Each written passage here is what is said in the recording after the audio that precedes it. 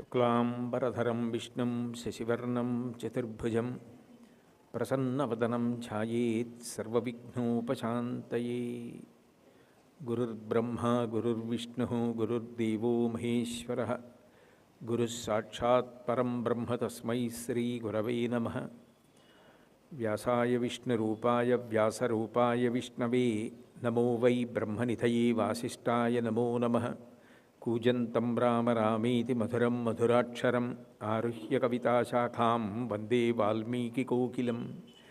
శృతిస్మృతిపురాణానాం ఆలయం కరుణాలయం నమామి భగవత్పాదశంకరం లోకశంకరం. వాగర్ధావివ సంపృక్తౌ వాగర్ధప్రతిపత్తయే జగతః పితరౌ వందే పార్వతీ పరమేశ్వరౌ. సూక్తిం సమగ్రయతున స్వయమేవ లక్ష్మీ శ్రీరంగరాజమహిషీ మధురైకటాక్షై వైదగ్ధ్యవర్ణగుణగుంభనగౌరవైర్యాం కండూలకర్ణకుహరా కవయోధయంతి. హైమోర్ధ్వపుండ్రమజహన్మకుటం సునాసం మందస్మితం మకరకుండలచారుగండం బింబాధరం బహుళదీర్ఘకృపాకటాక్షం శ్రీవేంకటేశముఖమాత్మని సన్నిధత్తాం. విమలపటీ కమలకుటీ పుస్తకరుద్రాక్షసస్తహస్తపుటీ కామాక్షి పక్ష్మలాక్షి కలిత విపంచి విభాసి వైరించి. మనోజవం మరుతతుల్యవేగం జితేంద్రియం బుద్ధిమతాం వరిష్టం వాతాత్మజం వనరయూధముఖ్యం శ్రీరామదూతం శిరసా నమామి. ఆపదామపహర్తారం దాతారం సర్వసంపదాం లోకాభిరామం శ్రీరామం భూయో భూయో నమామ్యహం. హరి ఓం. పరమేశ్వర స్వరూపైన సభకి నమస్కారం. రమా శంభు పరమశివుడు. మీకు మిగిలిన క్షేత్రాలన్నిటిల్లో పరమశివుడు ఒకలా ఉంటాడు. ఒక్క పూరిలో మాత్రం పరమశివుడు రెండు రూపాల్లో ఉంటాడు. నిజానికి జగన్నాథుడు ఒకడు, పరమశివుడు ఒకడా? నేను మీకు ఏదో ఒక రోజున చెప్తాను. పరబ్రహ్మపీడ అన్న శ్లోకంలో జగన్నాథుడే శివస్వరూపంగా కూడా ఎలా ఉంటాడో చెప్తాను. అంటే నిజానికి శివకేశవులు ఇద్దరు ఒక్కటే. ఈ నెల్లూరు పట్టణంలోనేగా తిక్కన గారు మహాభారతాన్ని ఆంధ్రీకరించారు. ఆంధ్రీకరించినప్పుడు విరాట పర్వంలో నాకు శివకేశవులు ఇద్దరూ కలిసి ఒకే స్వరూపంగా గోచరించారు. రెండుగా శివుడుగా కేశవుడుగా కాకుండా ఇద్దరూ కలిసినటువంటి స్వరూపాన్ని నేను దర్శనం చేశానని చెప్పి ఆయన అద్భుతమైనటువంటి పద్యాన్ని కూడా రచన చేశారు. ఆ పద్య రచన చేసినప్పుడు మహానుభావుడు ఆ శివకేశవుల మధ్య భేదం లేకుండా ఇద్దరూ ఎలా ఉంటారో కూడా అంత గొప్పగా వర్ణించి, సురనదియును కాళిందియును బెరసినట్టి కాంతి పూరంబు శోభిల్లు శాంతమూర్తి నా మనసు ఆనందమగ్నముగా చేసి ఎలది సన్నిధి చేసే సర్వేశ్వరుండు కరుణారసము పొంగి దొరపెడు చాట్పున శిశిరేఖ అమృతంబు జాలువార. అట్లాగే నాభి పంకజమునొప్ప, ఒక పక్క చంద్రబింబం మించి పడుతున్నటువంటి అమృతం శివస్వరూపం, ఒక పక్క నాభిలో తామరపువ్వు విష్ణుస్వరూపం, ఒక పక్క నీలకంఠం పరమశివుడు, ఒక పక్క విష్ణుమూర్తి ఎలా ఉంటాడో అలా వరమున కౌస్తుభ రత్నమొప్ప ఉదయాద్రినీతించు భానుబింబమునాన వరమున కౌస్తుభ రత్నమొప్ప. ఆ వక్షస్థలంలో కౌస్తుభరత్నంతో విష్ణుమూర్తిగా, సురనదియును కాళిందియును బెరసినట్టి. గంగ తెల్లగా ఉంటుంది, యమున నల్లగా ఉంటుంది. గంగా యమున కలిసి వస్తే ఎలా ఉంటుందో అట్లా సురనదియును కాళిందియును బెరసినట్టి కాంతిపూరమ్ము శోభిల్లు శాంతమూర్తి నా మనము ఆనందమగ్నముగా చేసి ఎలమి సన్నిధి చేసే సర్వేశ్వరుండు అని శివుడు విష్ణువు కలిపి ఒకే స్వరూపంగా అర్ధనారీశ్వర స్వరూపం ఎలా ఉంటుందో అలా తనకి ప్రత్యక్షమైన సందర్భాన్ని తిక్కన గారు వర్ణించారు విరాట పర్వంలో. అంటే శివకేశవులు నిజానికి ఒకటే. అయినా పూరీ క్షేత్రం దగ్గరికి వెళ్ళేటప్పటికీ మీరు దర్శనానికి మొట్టమొదటి 22 మెట్లలో మెట్లు ఎక్కి ఇలా 22 మెట్లు దాటగానే ఎడమవైపు కాశీ విశ్వనాథ మందిరము అని ఉంటుంది. అంటే కాశీ నుంచి విశ్వనాథుడే పూరీ క్షేత్రంలో వచ్చి మెట్ల దగ్గర మొట్టమొదట విరాజమానుడై ఉంటాడు. మొదట శివదర్శనం. ఆ విశ్వనాథుడి పక్కన సీతారామ మందిరం ఉంటుంది. విచిత్రం ఏమిటంటే రాముడు పెద్ద పెద్ద మీసాలతో ఉంటాడు. అన్నవరంలో సత్యనారాయణ స్వామి వారు ఎలా ఉంటారో అలా పెద్ద పెద్ద మీసాలతో ఉంటాడు రాముడు.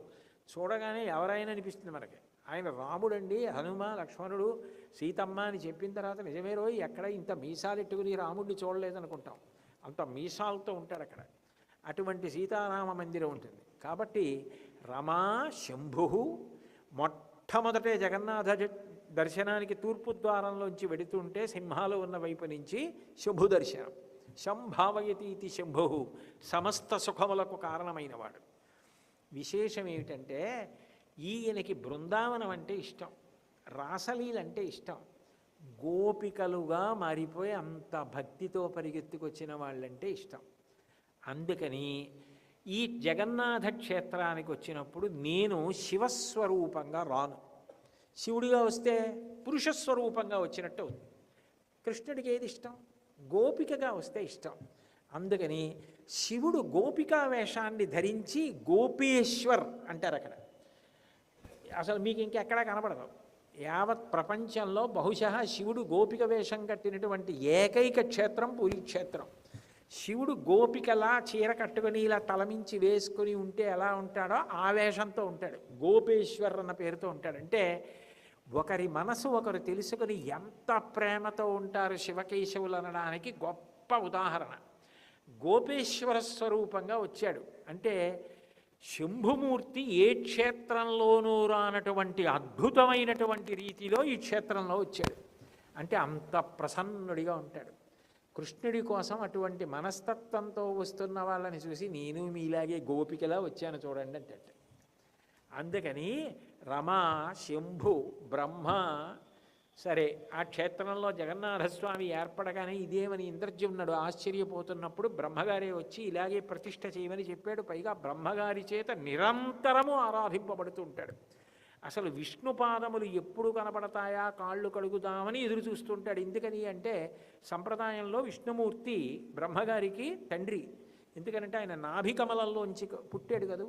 వామనమూర్తిగా ఆయన ఒక పాదం పైకి ఎత్తి ఆకాశాన్ని అంతటినీ కూడా కొలిచేయడానికి సిద్ధపడుతుంటే పైకి వస్తున్న విష్ణు పాదాన్ని చూశాడు బ్రహ్మగారు. తన పుట్టిల్లిద పొమ్మటంచునదుడుంతన్నాభిపంకేరుహంబు నిరీక్షించి నటించి ఉన్నత పదంబున్గాంచి తత్పాద శేచనముంచేశ కమండలూదకములను చల్లించి తత్తోయముల్ వినివీధిన్ ప్రవహించే దేవనదిగా విశ్వాత్మకీర్తి ప్రభన్. ఆ నారాయణమూర్తి పాదం చూసి తన చేతి కమండలంలో ఉన్న నీళ్లు తీసి ఆయన పాదం మీద పోసి కడిగాడు. ఆకాశగంగా అయి ప్రవహించింది. అంత భక్తి నారాయణమూర్తి అంటే. కాబట్టి బ్రహ్మ ఒక రూపంతో ఉండరు, కానీ నిరంతరం జగన్నాథుడి యొక్క సేవ తండ్రి గారు అని చెప్పి మొట్టమొదట ఆయన దర్శనం చేసుకుని నమస్కరించి తీరేవాడెవరు? ఆయన కాళ్ళు కడిగేవాడెవరు? బ్రహ్మగారు. కాబట్టి రమా బ్రహ్మ, రమా శంభు బ్రహ్మ, అమరపతి. అమరపతి అంటే దేవేంద్రుడు.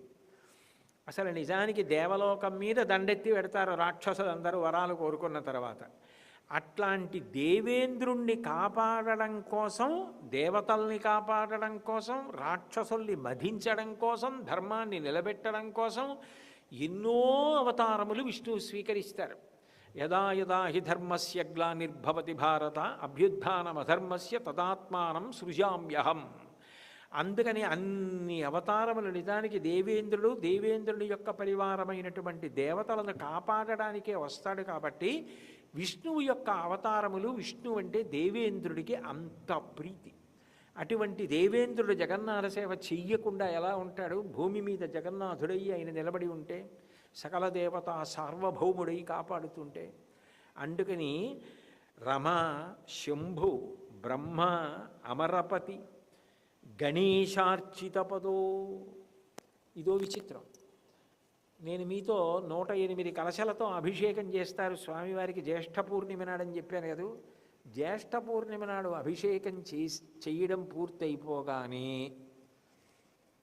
మొట్టమొదట లోకంలో పుత్రశబ్దం అన్వయం ఎవరికైంది అంటే విఘ్నేశ్వరుడికి అయింది. ఎందుకంటే ఆది కుటుంబం పార్వతీ పరమేశ్వరుడు. నిత్యాయ త్రిగుణాత్మనే పురజితే కాత్యాయని శ్రేయసే సత్యాయ ఆద్య కుటుంబిని మునిమన ప్రత్యక్ష చిన్మూర్తయే అంటారు శివానంద గారిలో శంకరాచార్యులు వారు. ఆది కుటుంబం పార్వతీ పరమేశ్వరులు, వాడి మొట్టమొదటి పిల్లవాడు. అందుకని పిళ్ళయార్ పిళ్ళయార్ అంటారు తమిళనాడులో. పెద్దబ్బాయి పెద్దబ్బాయి అని గౌరవం, పిళ్ళయార్. అటువంటి పెద్దబ్బాయి ఆ వినాయకుడికి విష్ణుమూర్తికి గొప్ప అవినాభావ సంబంధం. మరి మేనమామ గారు కదూ, ఆ విఘ్నేశ్వరుడి యొక్క తల్లి పార్వతీదేవి, పార్వతీదేవి అన్నగారు నారాయణమూర్తి. అందుకే ఇద్దరు నారాయణ నారాయణి భార్యాభర్తలు గారు, అన్నా చెల్లెళ్ళు. పైగా కృష్ణుడిగా ఆయన దేవకీదేవి కడుపున పుట్టి ఉన్నప్పుడు యశోదా గర్భంలో యోగమాయ పార్వతీదేవి పుట్టింది. ఈ దేవకీదేవి దగ్గర నుంచి కృష్ణుడు యోగమాయ దగ్గర యశోద దగ్గరికి వెళ్ళిపోయాడు. యశోద దగ్గర పుట్టిన యోగమాయ దేవకీదేవి దగ్గరికి వచ్చేసింది. అంటే ఇద్దరికీ ఒకరే తల్లిదండ్రులు, అన్నా చెల్లెళ్ళు. అటువంటి అన్నా చెల్లెళ్ళ అనుబంధం కాబట్టి పార్వతీదేవి తనయుడైన విఘ్నేశ్వరుడికి నారాయణమూర్తి మేనమామ. మేనమామల ముద్దు మేలైన ముద్దు, తాతలకు తా ముద్దు తాను అబ్బాయి అని. మేనమామల ముద్దు మేలైన ముద్దుట. ఆ మేనల్లుళ్ళు వృద్ధిలోకి రావాలని అంత తాపత్రయపడతాట మేనమామ. తాతగారు ముద్దుతో ఎప్పుడూ మనల్ని స్మరిస్తాట. వాళ్ళకి ఏదో చిన్నది వచ్చిందనుకోండి, కాస్త ఎందులోన్నా వాళ్ళు బహుమతి తెచ్చుకున్నారనుకోండి, తాతగారు తనకేదో పెద్ద బిరుదు వచ్చినట్టు చెప్పుకుంటాట. అంత సంతోషపడిపోతాట, నా మనవడికండి ఇది జరిగింది అని ఆనందపడిపోతాట. తాతలకు తా ముద్దు తాను అబ్బాయి. మరి మేనమామ గారు కదూ, అందుకని ఈయన ఏం చేస్తాడంటే మేనల్లుణ్ణి సంతోషపెట్టాలంటే, మేనల్లుడు చిన్నపిల్లాడిని సంతోషపెట్టాలంటే ఏం చేయాలి? ఆయన చిన్నపిల్లాడిలాగే అయిపోయాడు అనుకోండి, మేనల్లుడు ఏం చేస్తాడు? పక్క పక్క పక్క పక్క నవ్వుతాడు. ఏం మావయ్య అచ్చు అలా చేస్తున్నావు అని. అందుకని 108 బిందెలు స్నానం చేసేయగానే మొట్టమొదట ఏం చేస్తారంటే నలుగురు గజవేషం వేసుకుంటారంటే వినాయకుడు ఎలా ఉంటాడో అలాగే గజముఖాలు తగిలించుకుని ఆ వేషం వేస్తారు. ఇప్పటికీ ఆ వేషంతో కనపడతారు. అంటే వినాయకుడు చూసి, అదేంటి మావయ్య నువ్వు పెద్ద మావయ్య అందరూ ఇలా నా వేషం కట్టారని పక్క పక్క పక్క పక్క నవ్వి సంతోషించాలి. అంతేకాదు, ఆ వినాయకుడు ఎవరో కాదు, నేను కానిది లేదు, సమస్తము నేనే అని చెప్పడానికి వినాయక వేషం ధరిస్తాడు. వినాయకుడు ఎప్పుడైనా చాలా సంతోషపడిపోయాడు అనుకోండి, నృత్యం చేస్తాడు. అంటే సాధారణంగా నృత్యం చేసేవాళ్ళు ఎలా ఉండాలి? కాస్త ఏదో సన్నగా సౌందర్యవంతంగా ఉంటే నృత్యం చెయ్యగలరు. బాగా లావుగా ఉండి పెద్ద పొట్ట ఉండి కొంచెం పొట్టిగా ఉన్నవాళ్ళు నృత్యం చేయడానికి వచ్చారనుకోండి, చూడగానే అదేమిటండి ఆయన నృత్యం చేయడం ఏమిటి అనుకుంటాం. విఘ్నేశ్వరుడు నృత్యం చేస్తే, అంటే ఆయన ఎందుకు నృత్యం చేస్తాడంటే నృత్య గణపతి అని ఉంటుంది స్వరూపం. అవతల వాళ్ళు తన తప్పు తెలుసుకున్నా తను సంతోషపడిపోయి నృత్యం చేస్తాడు. చంద్రుడు తను చేసిన తప్పు తను తెలుసుకుంటే గణపతి నృత్యం చేశాడు. అంత విశాల హృదయుడు విఘ్నేశ్వరుడు. తాను చాలా సంతోషపడిపోయాడు అనుకోండి, నృత్యం చేస్తాడు. మా మేనమామ కలియుగంలో అందరినీ ఉద్ధరించడానికి కరచరణాదులు లేకపోయినా మూర్తిలో ప్రవేశించి వచ్చి కూర్చున్నాడు. గోపికలు ఆర్తి పొందినట్టు ఒక్కసారి దర్శనం చెయ్యాలని ప్రేమ కలిగి వస్తే చాలు మా మామయ్య ఉద్ధరిస్తాడు. అంత గొప్పవాడు మా మామయ్య అని చెప్పడానికి ఈ సీతారాముల మందిరం, కాశీ విశ్వనాథ మందిరం దాటి కొంచెం పైకి వెడితే దివ్యమైనటువంటి వటవృక్షం ఒకటి ఉంటుంది. దాన్ని కల్పవృక్షం అని పిలుస్తారు. దాని కింద నిలబడి ఏవైనా మంచి కోరికలు కోరుకోమంటారు. ఆ కల్పవృక్షం ఉంటుంది. అక్కడ మొట్టమొదటి ఇంద్రద్యుమ్నుడు దేవాలయ నిర్మాణం ప్రారంభం చేసినప్పుడు నారద మహర్షి వచ్చి, ఇక్కడ నువ్వు దేవాలయం ప్రారంభం చేసినప్పుడు తిన్నగా జగన్నాథ దేవాలయం కట్టడం కాదు, నువ్వు ఇక్కడ ప్రధానంగా ముందు నరసింహస్వామి దేవాలయం కట్టు అంటే ఆది నరసింహ అంటారు. ఆది నరసింహస్వామి దేవాలయం కట్టాడు. ఆ నరసింహుణ్ణి దర్శనం చేయాలి. అక్కడే మళ్ళీ జగన్నాథస్వామి కూడా ఉంటారు. మరి మేనల్లుడు ఉన్నాడు, ఆది నరసింహస్వామి అక్కడే ఉన్నారు. అందుకని అక్కడ ఒక జగన్నాథుడు ఉంటాడు. మీకు విచిత్రం ఏమిటంటే తెలియక చాలామంది అలా వెళ్ళిపోతారు. లోపలికి వెళ్ళి ఆయన్ని కౌగిలించుకోవచ్చు. ప్రధాన గద్దె మీద ఉన్నవారిని కౌగిలించుకోవడం కుదరదు, కానీ ఆయన ఎలా ఉంటారో అలాగే ఈయన ఉంటారు. ఈయన్ని కౌగిలించుకోవచ్చు. ఆయన్ని కౌగిలించుకున్నప్పుడు కళ్ళు మూసుకొని కౌగిలించుకుంటే మెత్తగా మనిషి శరీరం ఎలా తగులుతుందో అలా తగులుతుంది. ఇది నా స్వానుభవంతో చెప్తున్నది. ఇది నేను యథార్థంగా జగన్నాథుడిని 2 మాటలు కౌగిలించుకున్నాను 2 రోజులు. నాకే అనిపించిందా ఏమనిపించి నేను మా అబ్బాయిని అడిగాను, ఎలా ఉందిరా అని. అంటే నాన్నగారు ఎవరో మనిషిని కౌగిలించుకున్నట్టుందండి అన్నాడు. దగ్గరకు వెళ్ళి కౌగిలించుకోవచ్చు. ఆ వటవృక్షం కల్పవృక్షం కింద ఎక్కడ ఆది నరసింహస్వామి ఉంటారో, ఎక్కడ జగన్నాథుడు ఉంటాడో అక్కడ నృత్య గణపతి ఉంటారు. నృత్యం చేస్తూ ఉంటాడంటే మా మేనమావ ఇంత కరుణామూర్తిగా వచ్చిన క్షేత్రం అని ఆనందం. నృత్యం చేస్తాడు. ఈ రెండే కాకుండా కంచి గణపతి అని, కంచిలో ఉన్న వినాయకుడు కూడా అక్కడికి వస్తాడు. కంచి గణపతి అన్న మాటకు అర్థం ఏమిటంటే శుభప్రకటనం చేస్తాడు. మీకు కాంచీపురంలో విఘ్నేశ్వరుడి ఒక విచిత్రమైన రూపం. ఏకాంబరేశ్వర దేవస్థానంలో మీరు ఆలయం తాలూకా ప్రాకారంలో చూస్తే ఢంకా మోగిస్తూ ఉంటాడు. ఢంకా గణపతి అంటారు. ఎందుకంటే ఏకాంబరేశ్వరుడికి కామాక్షికి కళ్యాణం అవుతుంటే ఇక పెళ్లి చేసుకోవడానికి ముహూర్తం ఉండవు. కంచిలో కామాక్షి కళ్యాణాన్ని సుగంధ కుంతలాంబ కళ్యాణం జరుగుతున్నప్పుడు ముహూర్తం ఉండదు. పక్కల ఊళ్ళ నుంచి కొన్ని వేల జంటలు వచ్చేసి లోపల తాళి కడుతుంటే తాళి కట్టేస్తారు. అక్కడ కళ్యాణం అయిపోతుంది, వీళ్ళ పెళ్ళి అయిపోతుంది, వీళ్ళకి వెళ్ళిపోతారు. అన్ని పెళ్ళిళ్ళు అయిపోతాయి కంచిలో. మా నాన్నగారు అమ్మ కళ్యాణం అవుతోంది, కామాక్షి ఏకాంబరేశ్వరుల కళ్యాణం, మీరందరూ రండిని ఢంకా వాయించి చెప్తాడు. కాంచీ గణపతి అంటే శుభవార్తలను వ్యాపింపజేయు గణపతి, అంత మంగళప్రదుడు. అటువంటి కంచి గణపతి స్వరూపంగా లోపల ఒక చిన్న ఉపాలయం ఉంటుంది, అందులో విఘ్నేశ్వరుడు ఉంటాడు.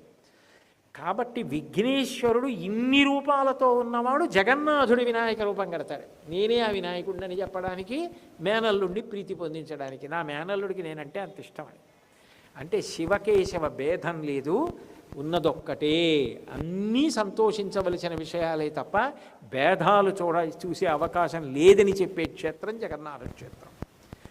ఇంత గొప్పగా విరాజమానమైంది కాబట్టి ఆ స్వామి గురించి చెప్తూ శంకరాచార్యుల వారు రమ, శంభు, బ్రహ్మ, అమరపతి, గణేశార్చిత పదో జగన్నాథస్వామి నయనపథగామి భవతు మే. ఇది దాటారో రమాదేవి, లక్ష్మీ మందిరం, విమలాదేవి మందిరం ఇవన్నీ వస్తాయి. కాబట్టి ఆలయం లోపలికి వెళ్ళేటటువంటి క్రమాన్ని సూచించారు.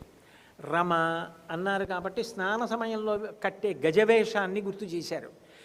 జగన్నాథ దేవాలయంలో ఏం జరుగుతాయో దానికి అనుగుణంగా అష్టకం వెళ్ళింది. అంటే శంకరులు ఒక దర్శనం చేస్తే ఎంత గొప్పగా అష్టకాన్ని రచిస్తారో, అష్టకం చదువుకుంటుంటే జగన్నాథుడు మనకి స్మృతి పదంలో తిరుగుతాడు.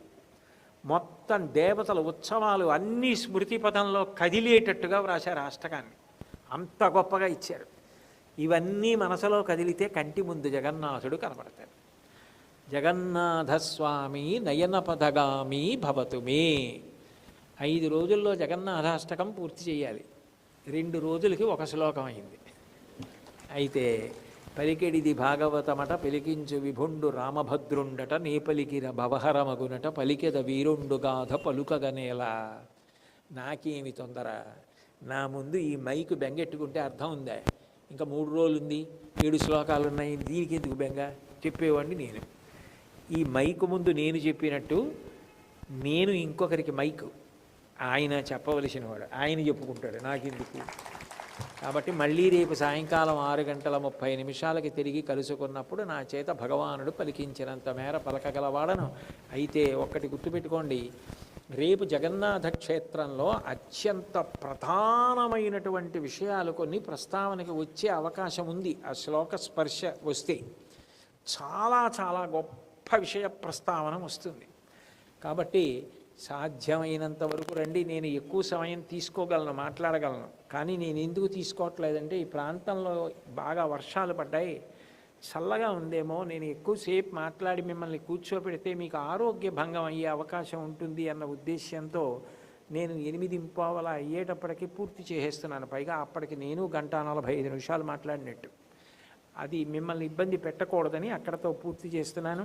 కనీసం ప్రారంభం మనం ఖచ్చితంగా చేయగలిగితే మనం జగన్నాథుడి గురించి మనసారా స్మరించుకునే అవకాశం ఉంటుంది. కాబట్టి 6:30 మాత్రం రాజీ లేకుండా ప్రారంభం అయిపోతుంది. కాబట్టి రేపట్లా ప్రారంభం చేసి చక్కగా చెప్పుకునే అదృష్టాన్ని ఈశ్వరుడు కటాక్షించుగాక. మంగళాశాసనపరై మదాచార్య పురోగమై సర్వైశ్చ పూర్వైరాచార్యై సత్కృతాయాస్తు మంగళం. మంగళం కోసలేంద్రాయ మహనీయ గుణాత్మనే చక్రవర్తి తనూజాయ సర్వభౌమాయ మంగళం. ఉమాకాంతాయ కాంతాయ కామితార్థప్రదాయినే శ్రీగిరీశాయ దేవాయ మలినాథాయ మంగళం. సర్వం శ్రీ ఉమామహేశ్వర పరబ్రహ్మార్పణమస్తు. స్వస్తి.